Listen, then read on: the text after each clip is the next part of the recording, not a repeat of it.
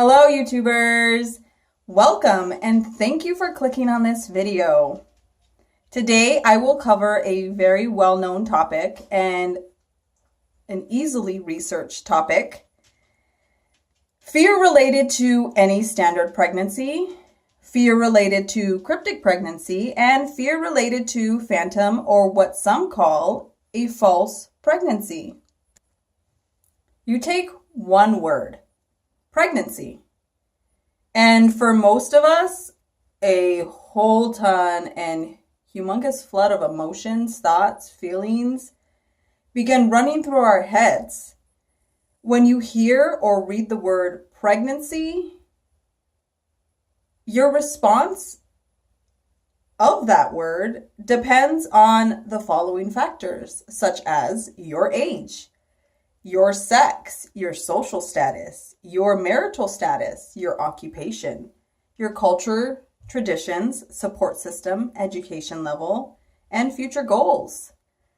This word can inflict feelings of anxiety, fear, love, affection, fondness, uneasiness, distress, joy, passion, conflict, hate, pain, or even bliss, and many, many, many more emotions, depending on the above factors. So your response to the word pregnancy changes throughout your life, depending on the following factors we discussed. If this word is applied to you, such as in you are pregnant or your significant other is pregnant, then those feelings are most definitely intensified. Dealing with fear during pregnancy is normal and natural. It is how you deal and cope with this fear and anxiety that's important. When the subject of fear comes up, it is important to begin to acknowledge what it is that you fear. Beginning to understand your fears can be a route to the management of your fear. If you don't know what it is you're scared of, how do you know what to confront? Often making a personal list of what makes you feel uneasy or tense or stressed out is a great start. Tackle one or two subjects at a time or focus on what is happening in the present time or near present time when dealing with fears so you aren't overwhelmed. Let's take, for example, you're driving on a one-way road by yourself in the middle of nowhere at night with no moon. The nearest town is at least 30 miles in each direction. What would you be afraid of in this situation? How about running out of gas, car trouble, flat tire, wildlife running in front of you and causing you to crash? How about getting lost with no cell phone service? What about weather conditions? The amount of fear that comes up with weather conditions is crazy. What about you falling asleep at the wheel? Or what about a stranger following you? There's so many things to fear in everything we do, everything in every task. There's something to potentially fear, some potential trouble to anticipate, some reason to live in reserve or suppression because of this fear. So it is important to acknowledge how extreme a person or yourself can detach from reality because you fear or they fear the truth, or you feel threatened or they feel threatened by the truth.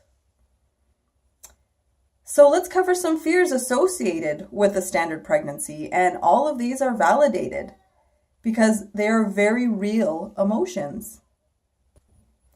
Fear of miscarriage, fear of stillbirth, fear of birth defects, fear of birth complications for the baby, fear of birth complications for the mother, fear and anxiety about eating right and the right amount, and fear of gaining enough weight, fear of birthing baby or babies, the actual birthing experience, fear of being too old or too young to be pregnant, fear of becoming a mother, fear of the unknown or unpredicted circumstances in baby's health, fear of not being heard by the doctor or nurse about your concerns in pregnancy, fear of not being in control in the labor and delivery discussions, fear of not being in control of the labor and delivery, fear of gender disappointment, fear of having too many or not enough children, fear of fertility issues, fear of pregnancy complications resulting in a hysterectomy,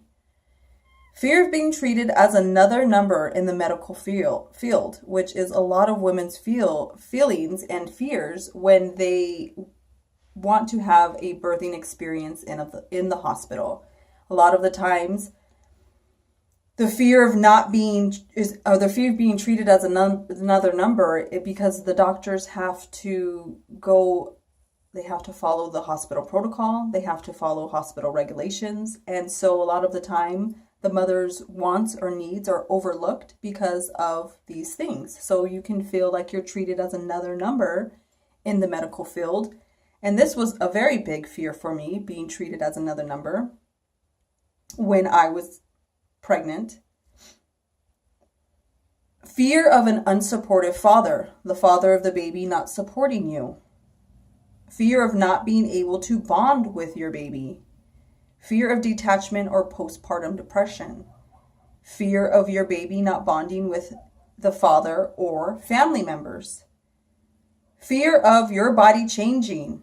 Fear of weight gain, and fear of not being able to get back in shape after childbirth. Fear of social change with friends and family. Fear of economic changes due to having a baby or another baby, such as a big enough home or a big enough car. Fear of occupational changes, such as going part-time or quitting altogether and becoming a stay-at-home mom. Fear of not having the necessities, such as a car seat, clothes, diapers, playpen. Fear of emotional changes in your relationship with your significant other after baby is born or during pregnancy. Fear of losing touch with yourself. Fear of becoming a different person. And fear of everything changing forever. It is important to note that the fears associated with an extended gestational cryptic pregnancy are the exact same fears associated with a phantom or false pregnancy. All of the above fears involved with a standard pregnancy, the ones we just covered, are most definitely and directly apply to an extended gestational cryptic pregnancy as well as a phantom or false pregnancy. The following additional fears unique to an extended gestational cryptic pregnancy and or false pregnancy are as follows. Fear of no one believing you are really pregnant. The fear of being institutionalized due to persisting that you are pregnant. Fear of having an ultrasound, fear of having a pregnancy test, and fear of taking a blood pregnancy test. Fear of talking about being pregnant, fear of talking to doctors about your pregnancy, fear of doctors taking your baby away after birth, fear of the medical community in general, fear of being misunderstood by the doctors or medical community, fear of being shunned by the cryptic pregnancy communities due to not believing, fear of associating with people who do not know about cryptic pregnancy, fear of being asked if you're pregnant in daily life, fear of someone telling you you are not pregnant, fear of sharing your pregnancy with others, intense fear of pregnancy complications due to no prenatal care, intense fear of labor and childbirth due to being told you have no choice but to have a home birth, and that there's no choice in a cryptic pregnancy. Intense fear of the beginning of labor starting due to not being able to know for sure when it has actually started. So the fear of not being able to go into the hospital and be told for sure that you're in labor. So they fear labor starting because they're not going to know if it's actually labor or not. Intense fear of being labeled as unstable, delusional, risky, or threatening due to the medical doctors not believing you are truly pregnant. The cryptic pregnancy community grows and feeds off of spreading more things to be scared of and more things to fear.